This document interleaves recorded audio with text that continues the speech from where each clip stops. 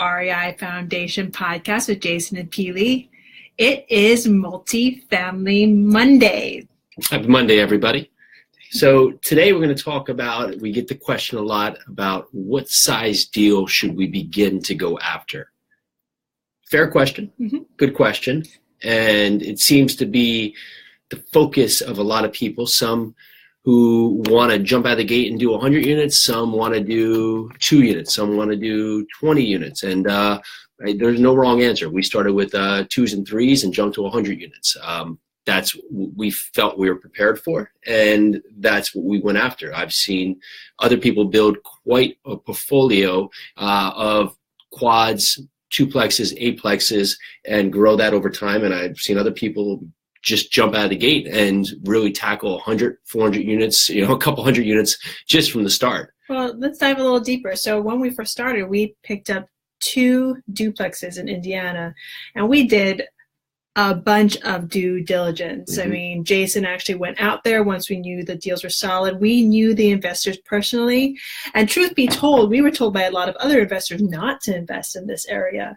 And these were key investors in our life, key mentors.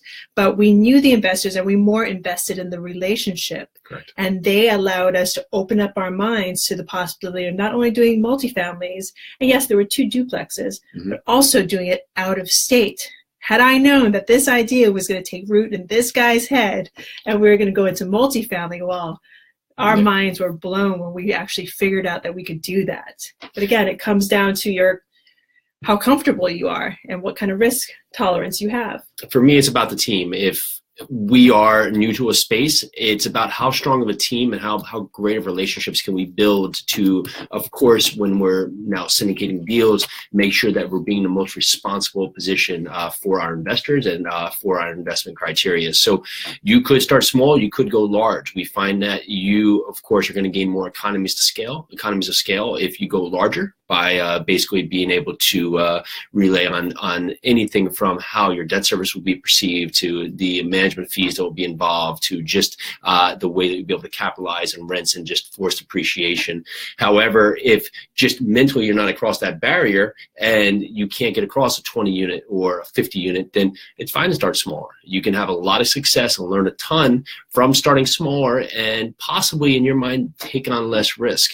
Whereas if you have a team in place, you've been building up your network, you've been building up your investor network, you have good funding in place, you have great bank connections, you've been building up your team of property managers and brokers, and 100 unit, 150 unit, 200 unit comes upon you. Well, if you're mentally prepared, you have the team around you, so you know that where you are good at, you can excel, and where you're poor at, you have a team member that can jump into that space and help you across the finish line, then by all means, I would go for the number that makes sense for you.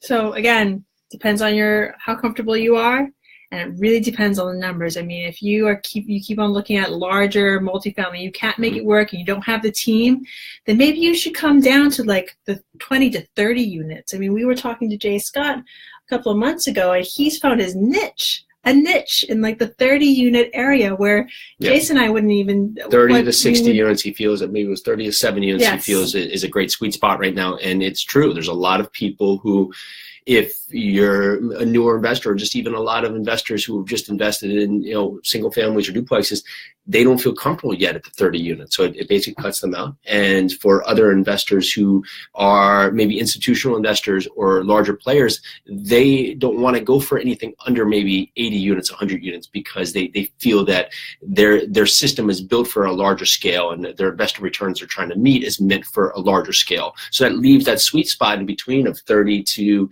80 units that can seemingly get neglected just because it cuts out on both sides. From newer experienced investors to experienced investors, both want to play outside of that realm. So if anybody out there has any questions about this, feel free to leave us a message, give us a call, say hi, and let us know. Well, this is the REI Foundation podcast with Jason and Peely. Thank you so very much for listening. We're so grateful. Thank you. Talk to you later. Bye now.